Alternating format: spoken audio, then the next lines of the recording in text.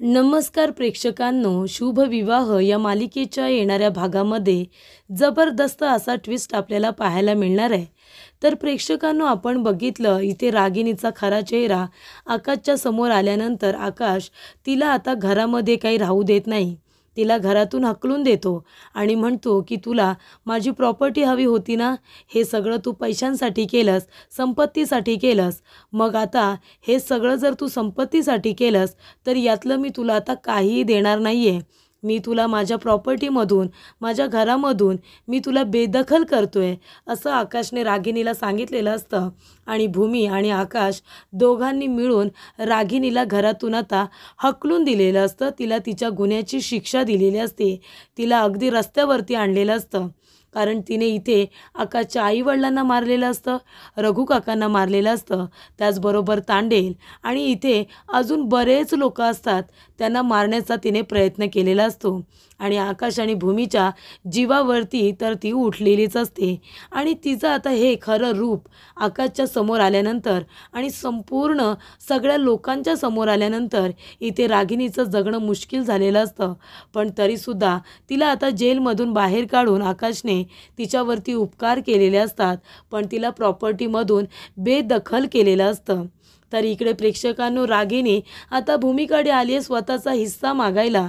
तेव्हा भूमी तिला तिचा हिस्सा देत नाही. उलट तिला आता इथे मकर संक्रांती असल्यामुळे आणि इथे एकमेकांना वाण देत असल्यामुळे हळदी कुंकूच्या दिवशी भूमी रागिणीला वाण म्हणून एक छोटंसं मडकं देते. आणि त्या मडक्यामध्ये काय असते तर माती असते. आणि भूमी ते मडकं वाण म्हणून तिला देते. तेव्हा रागिणी म्हणते, तू मला माती दिली आहेस, मी इथे माझा हिस्सा घ्यायला आली आहे. तेव्हा भूमी म्हणते की तुम्हाला तुमच्या हिस्स्यामध्ये फक्त एवढंच मिळू शकतं, यापुढे तुम्हाला काहीही मिळणार नाही आहे, कळलं तुम्हाला? तेव्हा आता इथून निघून जायचं, हिस्सा वगैरे काही मिळणार नाही. कारण प्रेक्षकांनो, जेव्हा इथे आकाशच्या वडिलांनी इथे त्यांची विल तयार केलेली असते, मृत्यूपत्र तयार केलेलं असतं, त्याच्यामध्ये स्पष्ट शब्दात त्यांनी लिहिलेलं असतं की माझी सगळी संपत्ती, माझी सगळी प्रॉपर्टी माझ्यानंतर माझ्या मुलाच्या म्हणजे आकाशच्या नावावरती करण्यात यावी आणि त्याच्यानंतरला त्याच्या बायकोच्या नावावरती करण्यात यावी, असं त्यांनी स्पष्टपणे आपल्या मृत्यूपत्रामध्ये लिहिलेलं असतं. त्याच्यामुळे भूमीला माहिती असतं की यातलं काहीही रागिणीचं नाही आहे, रागिणीच्या नावाने काहीही होणार नाही आहे.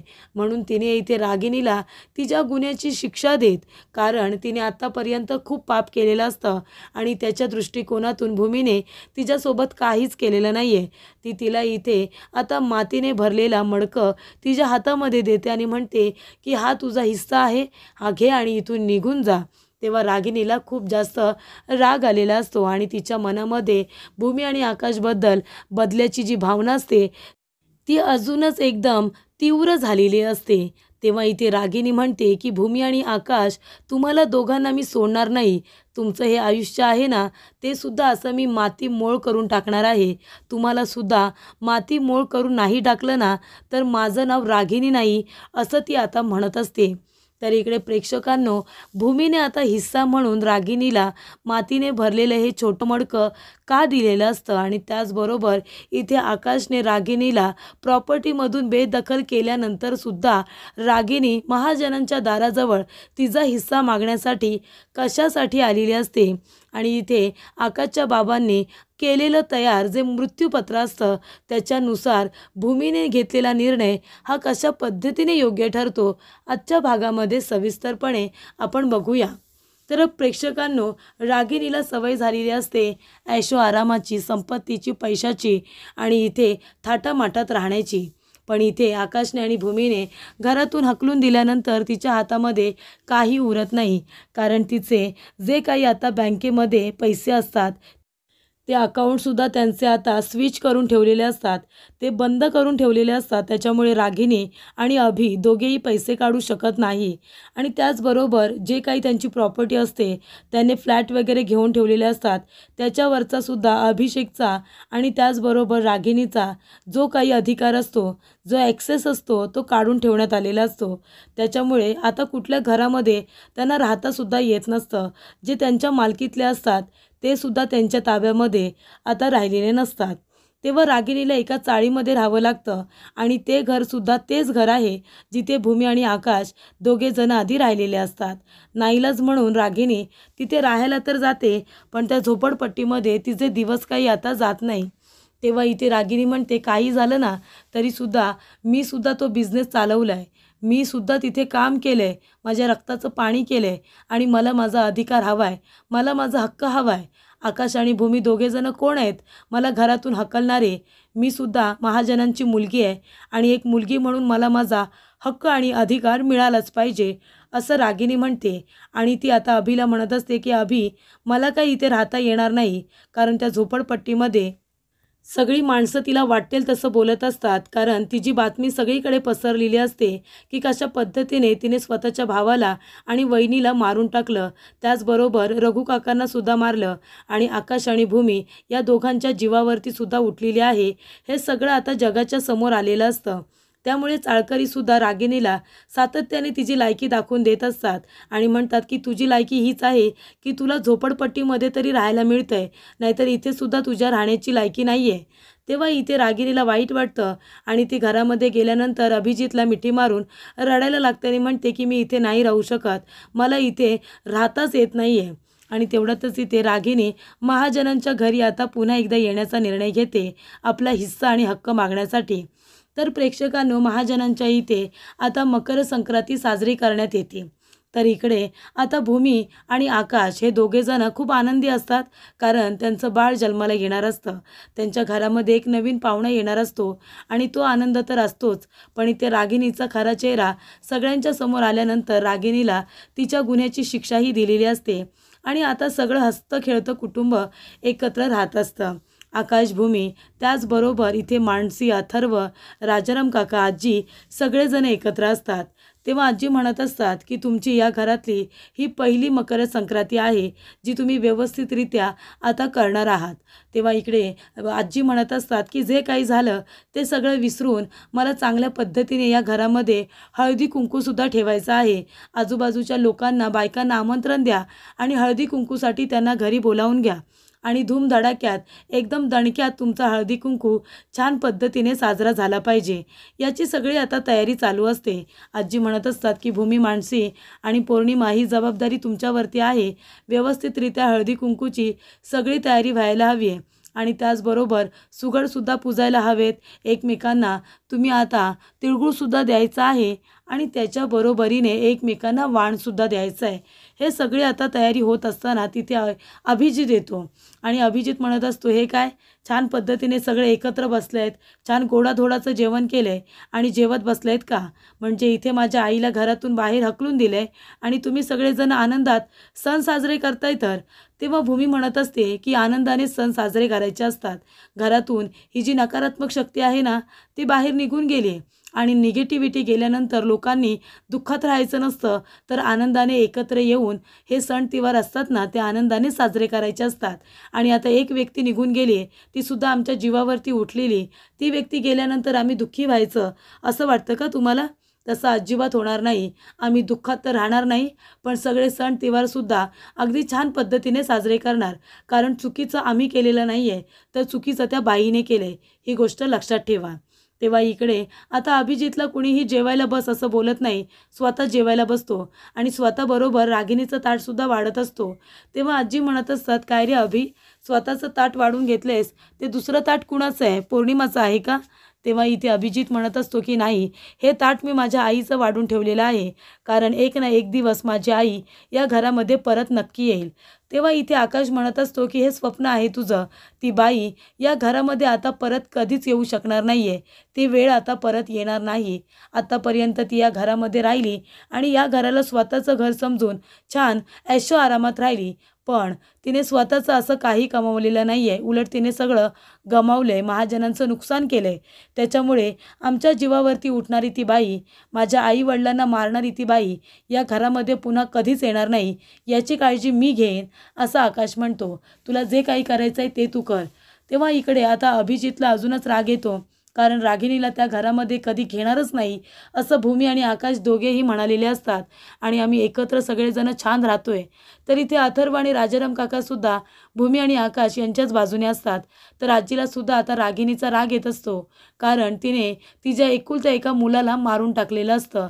मुलगी म्हणून तिने तिला अजिबात आता माफ केलेलं नसतं. रागिणीला तिच्या घरातून उलट हकलून द्यायला तिने सांगितलेलं असतं. त्याच्यामुळे आजी तर रागिणीचं नावसुद्धा तोंडामध्ये घ्यायला तयार नसतात. तेव्हा आकाश म्हणत असतो की अभिजित, या घरामध्ये तू परत आलायस ना, त्याच्यामुळे शिस्तीत राहायचं. तू सुद्धा त्या बाईच्या नादाला लागून आम्हाला किती त्रास दिलायस ना, हे मी विसरलेलो नाही आहे. पण तरीसुद्धा मी तुला काही बोलत नाही आहे. आता तुला हा एकदम लास्ट चान्स दिला असं समज.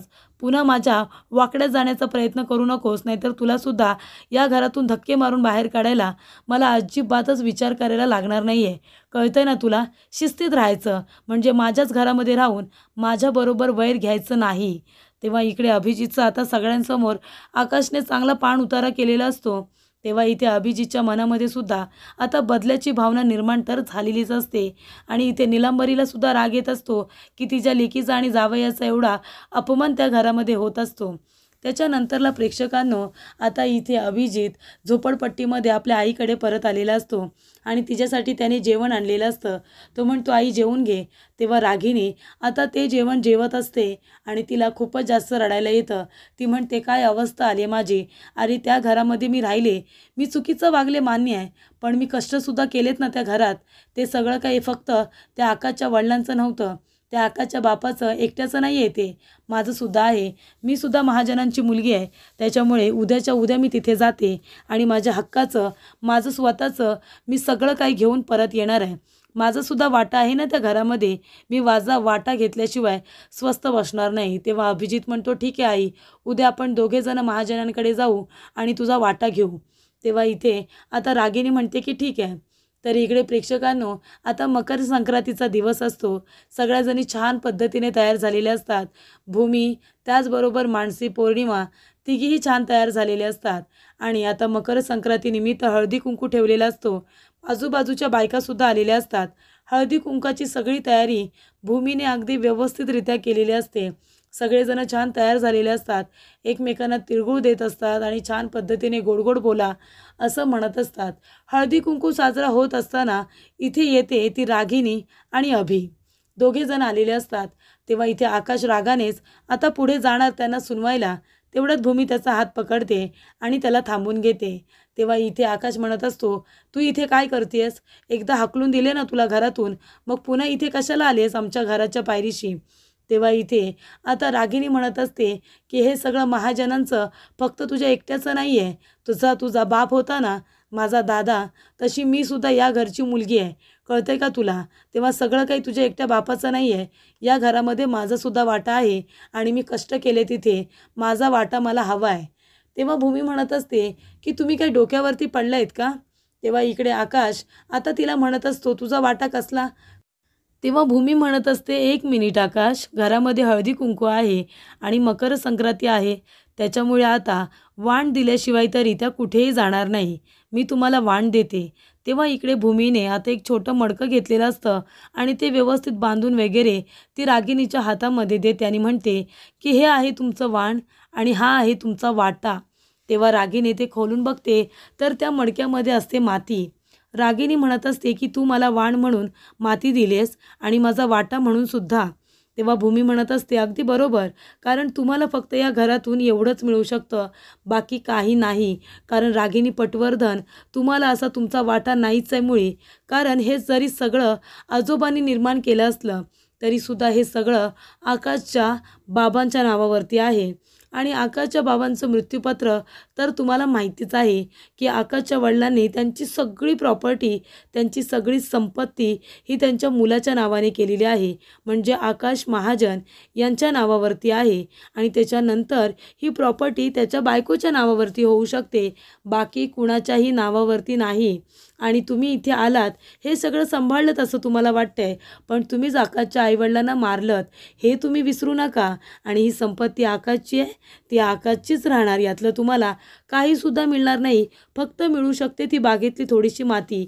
जर तुम्हाला कशाला हवी असेल तर, बाकी कशावरतीही तुमचा अधिकार नाही आहे.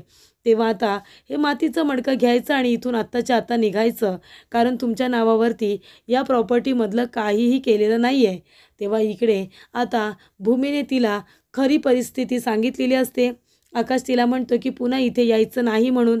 तेव्हा रागिणीला तिचा जो काही अपमान झालेला असतो तो अजिबात सहन होत नाही आणि तिच्या मनामध्ये आता भूमी आणि आकाशकडून बदला घ्यायचा ही भावना निर्माण झालेली असते. तर इथे प्रेक्षकांनो, आता रागिनी भूमी आणि आकाश यांना धडा शिकवेल का, की भूमी आणि आकाश हे दोघेजण रागिणीला आता पुरून उरतील, हे बघणं खूपच जास्त रंजकदार होणार आहे. तर इथे येणारे भाग हे खूपच जास्त छान असल्यामुळे ते रोज बघण्यासाठी तुम्ही आमच्या चॅनलला नक्की सबस्क्राईब करा. धन्यवाद.